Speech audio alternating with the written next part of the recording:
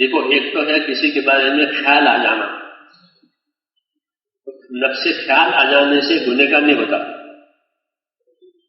خیالات دو قسم کے آئیں گے، وساوس کہتے ہیں اس کو. تو نفس سے خیال آنے سے گناہ نہیں ہوتا جب تک کہ اس خیال کے تقاضے پر عمل نہ کرے. مثلا زبان سے کہہ دیا کہ یہ ایسا ہے، یا اس کے ساتھ کوئی ایسا عمل کیا جیسا اس کا خیال دل میں رہتا ہے، تو یہ اس کے لیے پکڑ کا سامان بنے گا. تو نفس سے خیال کسی کے بارے میں آ جانا اس میں گرفت نہیں. خیال دو قسم کے آتے ہیں، کسی کے بارے میں حسد کی کیفیت پیدا ہوتی ہے لیکن حسد کے تقاضے پر عمل نہیں کیا ہے تو حسد کا گناہ نہیں ہوگا، حسد کا گناہ نہیں ہوگا. تو خیال آ جانا الگ چیز ہے، لیکن خیال آنے کے بعد پھر اس کے مطابق کوئی عمل کرے، زبان سے ذکر کرے یا اس کے ساتھ ان کا برتاؤ کرے تو پھر وہ اس کی پکڑ کا سبب ہے. نفس سے خیال میں پکڑ نہیں ہوتی. تو میں نے یہ کہا تھا کہ اللہ تعالیٰ کے طرف سے فائدہ اٹھانے کے لیے ایک تو اللہ تعالیٰ سے اچھا گمان کرے، کیونکہ یہ تو طے ہے، میں نے عرض کیا کہ حق تو ادا ہونے کا نہیں اللہ تعالیٰ کا ہم سے، لیکن اللہ تعالیٰ نے کہا کہ ہمارے ساتھ جیسا گمان کرو گے ویسا ہم معاملہ کریں گے. تو اس لیے کہ اللہ تعالیٰ اچھا گمان کرے، اچھا گمان کر کے اللہ سے مانگیں بھی اور اللہ کے اطاعت بھی کریں. اچھے گمان کا تقاضا ہے کہ اللہ کے اطاعت کی جائے اور اللہ سے مانگا جائے. جو اچھا گمان ہے تو مانگے گا اللہ سے، تو مانگنے پر اللہ تعالیٰ سے دیں گے اور اللہ کی اطاعت کریں، کیونکہ اطاعت کرنے کی وجہ سے اللہ تعالیٰ رحمت کا معاملہ کرتے ہیں. اطیعوا اللہ واطیعوا الرسول لعلکم ترحمون. اطاعت کرو اللہ کی، اطاعت کرو اس کے رسول کی تاکہ تمہارے ساتھ رحم ہو جائے.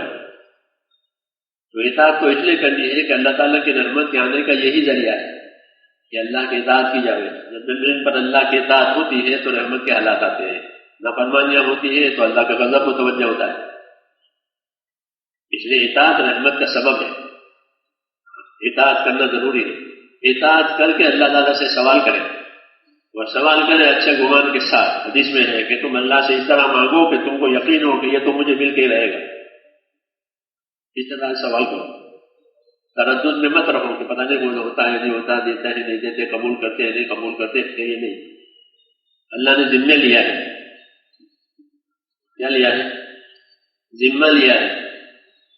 کس چیز کا ذمہ لیا کہ اللہ نے ذمہ یہ لیا ہے کہ ادعونی استجب لکم. یہ ذمہ لیا ہے کہ مجھ سے دعا مانگو میں قبول کروں گا. اب کیا بات ہے؟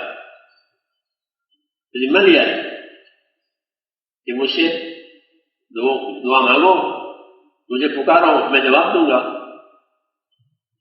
نہیں مجھے رنگ کر لینا. بڑے لوگ کہتے ہیں کہ ہم کو رنگ کر لینا ہے، تو رنگ کیوں کروا رہے ہیں؟ اس کا کام نکالنا ہے. ایسے تھوڑا ہے کہ رنگ کرو کام نہ نکالے. آپ اس سے پہلے رنگ کر لینا. وہ رنگ اس لیے کروا رہا ہے کہ اس کا کام نکالنا ہے، اس کا کام ادا کرانا ہے، پورا کرانا ہے. تو ایسے ہی میرے دوستوں یہ معاملہ ہے اللہ تعالیٰ کا. یہ بھی اللہ تعالیٰ کے ایک دین ہے. یہ دعا کے لیے حکم دیا کہ ادعونی، مجھ سے مانگنا تو میں قبول کروں گا. کیا بات ہے یہ؟ اس لیے حضور نے فرمایا کہ اچھا گمان کرو اور دعا اس طرح مانگو کہ تمہیں اس کے قبول ہونے کا یقین ہو. کیوں کہ اللہ نے ذمہ لے لیا ہے کہ میں ضرور قبول کروں گا، تم مانگ. یہ اللہ کے دین ہے. اس کی بہت قدر کرنی چاہیے. اللہ کے دین، اللہ نے دین کے دروازے کھولے ہیں دعا کے ذریعے سے اور اطاعت کے ذریعے سے.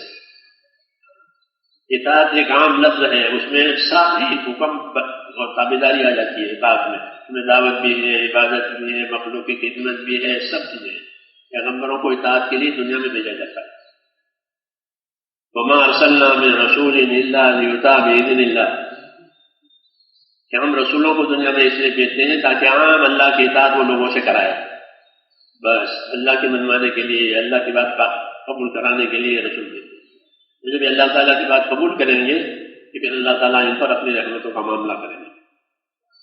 اس لیے اللہ سے اچھا گمان کرنا اور اللہ کی تابع داری کرنا، اپنی ذمہ داریوں کو پورا کرنا، اور پھر مانگنا اللہ سے.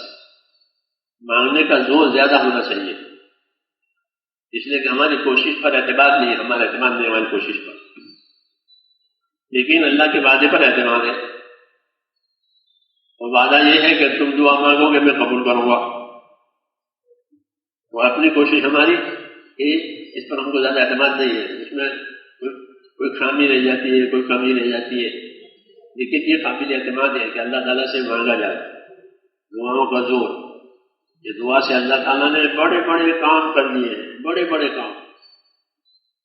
ماضی میں بڑے بڑے کام دعا سے اللہ نے کر دیے ہیں، وہ اس کا ذکر ہے قرآن حدیث میں. موسیٰ علیہ السلام نے دعا مانگی تو فرعون کی حکومت ڈوب گئی، پوری حکومت ڈوب گئی. دعا سے لڑنے کی بھیڑنے کی تو طاقت ہی نہیں تھی. سامنے جانے سے موسیٰ اور ہارون دونوں ڈرتے تھے. ہاں، سامنے جانے سے ڈرتے تھے، فرعون سے سامنے جانے سے، اتنا اس کا وہ تھا ظلم. جی ہاں، تو پھر دعا کی طاقت استعمال ہوئی، تو دعا کی طاقت سے سب ختم ہو گیا. دعا سے اللہ نے بڑے بڑے کام کیے. دین کا یہ راستہ جو ہے وہ دعا کا راستہ ہے. یہ دین کی محنت سے، دین کی قربانیوں سے اور دین زندہ کرنے سے دعا طاقتور بنے گی، دعا طاقتور بنتی ہے. اس لیے اپنی دعا سے فائدہ اٹھائیں. کہ کیا فائدہ اٹھانا؟ کہ اللہ تعالیٰ سے دعا مانگنا ہے کہ اللہ تعالیٰ دین زندہ کر دے. کیا کر دے؟ اللہ دنیا میں اپنا دین زندہ کرے. یہ ہماری دعا ہے.